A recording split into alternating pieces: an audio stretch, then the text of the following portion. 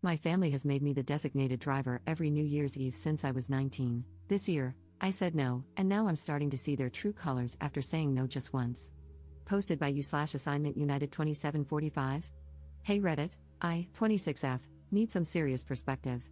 I'm starting to think I might be the jerk, but I still feel like I'm in the right lol. Every New Year's Eve, my family has a big party at my aunt and uncle's house, and every year, without fail, I end up being the designated driver. Don't get me wrong, I love my family, but it's starting to bug me. It's been like this since I was 19, even before I was legally allowed to drink. I don't drink much, maybe a glass of wine or a beer, but I don't get plastered. I'm fine with driving people home if they need it, but for the past few years, everyone expects me not to drink so I can drive them back. Every year, it's the same. Oh, can you drive? You're not drinking anyway. I always say yes because I don't want to let anyone down. Fast forward to this year's New Year's Eve. I told my family ahead of time I wasn't going to be the designated driver anymore. I just wanted to enjoy the night, have a couple of drinks, and not be responsible for getting everyone home. I even told my cousin, who usually gets really sloshed, that I wasn't driving this year, and she was fine with it. When I got to the party, it was the usual chaos, people drinking, laughing, and having a good time. I was enjoying myself, but around 11, my cousin came over and asked if I was ready to drive everyone home. I reminded her I wasn't driving tonight, I was here to enjoy the party. She looked at me like I was crazy and said, "Come on, you always drive. Don't be a beach." Which, like, WTF? I tried to explain calmly that I wasn't being a beach, just that I wasn't going to be the chauffeur anymore. Then, my aunt overheard and pulled me aside. She lectured me, saying, "We all agreed last year you'd be driving. You know how much we rely on you. Everyone else is too tipsy, and Ubering is so unsafe. Just drive this one time, for the family." I felt a ton of pressure but refused. I told her I'm not their chauffeur and wasn't going to do it again just because no one else could figure out their own ride. My aunt got upset, saying I was being selfish and that we're family. She said I'm the only one who doesn't get too drunk, so it makes sense for me to help out. I told her I had already had 3 beers, so I wasn't even legally supposed to drive myself.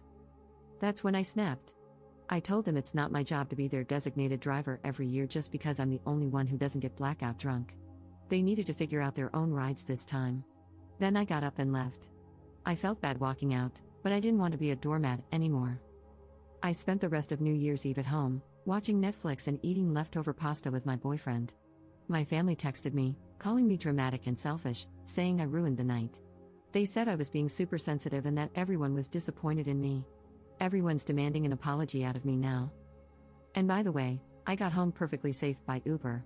But anyway, Reddit, am I the jerk here? Relevant comments. Commenter. You are not the jerk.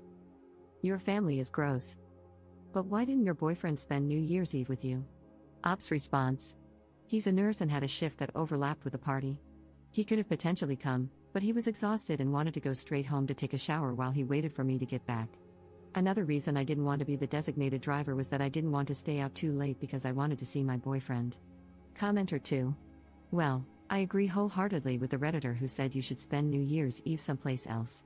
What your auntie did was incredibly entitled and disrespectful. Clearly, you did not agree to be the driver. She and your other drunk relatives decided that you would be the driver.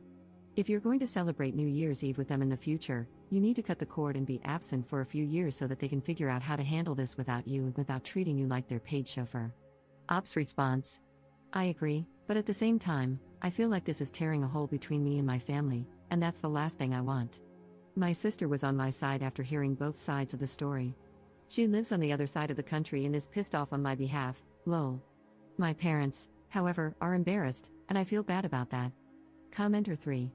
When you got your driver's license, did being the designated driver become a common assignment? Ops response.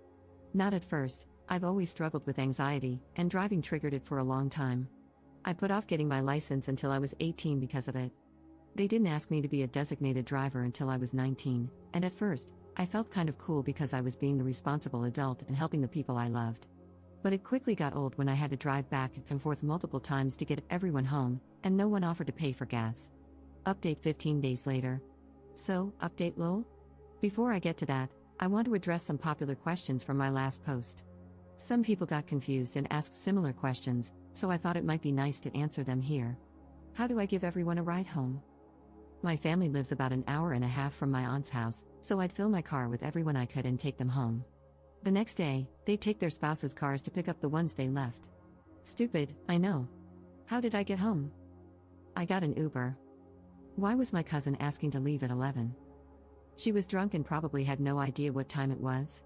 My aunt overheard me getting a little upset and pulled me aside, which sparked everything. Now, the update. I ended up sending a text to our family group chat, including those who didn't make it to the party but heard about what happened. I'll copy and paste what I said here. Hey everyone, I'm not going to apologize for what happened on New Year's Eve. I told you all well in advance that I wasn't going to be the designated driver this year, and I expected you to respect that. I'm not anyone's personal chauffeur, and I'm done being treated like I'm responsible for everyone else's lack of planning. When cousin's name called me a beach for not driving, that was uncalled for. And aunt's name, lecturing me about being selfish and ruining the night because I chose to enjoy myself instead of taking on that responsibility again?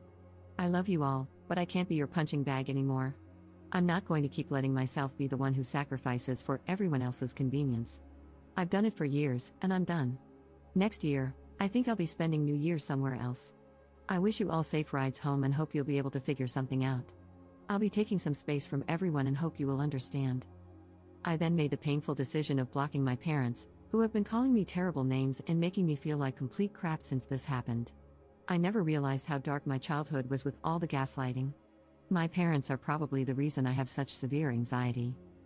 My sister and brother are on my side and equally pissed off at our family, so I still have them at least. I really do want to thank you all. I've always known something was off with my family, but I never realized how much I was taken for granted, how unloved I felt, until now. Thank you for helping me realize that I'm worth more. And to end on a positive note, my boyfriend is now my fiancé. A few days after my post, he proposed. His original plan was to take me to see some cutesy light displays in our town after I got home and propose there, which made my heart melt a little since I knew he was so tired after working lol, but when he saw me walk and crying, he read the room and switched things up. When I was feeling better, he took me to dinner and proposed there. I have no idea how the wedding will go or if my parents will be there, but I'm excited to spend it with the people who love and appreciate me. Relevant comments. Commenter. Did anyone respond to the text? Ops response. I don't know. I blocked everyone who went to the party or asked me to be the designated driver, and then I removed myself from the conversation. Commenter 2. Wow, first off, congrats on the engagement. It sounds like your fiancé is a keeper, he's got that perfect read the room and propose when the vibes are right energy. Honestly, your text to the group chat was iconic. That's some real main character energy right there, setting boundaries and refusing to be everyone's unpaid Uber anymore. I'm glad you stood your ground. You deserve better than being treated like a backup plan for their poor planning.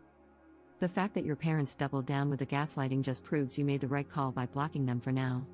That's a tough move, but it sounds like you're finally putting yourself first, and that's huge. And shout out to your siblings for having your back, sounds like you all are the real MVPs of the family. As for the wedding, focus on the people who truly support you. You've already got your siblings and fiancé in your corner, and that's a solid squad. The rest can figure themselves out. You're starting this new chapter surrounded by love, and honestly, that's all that matters. Ops response. He's the best, he's always had my back with my family.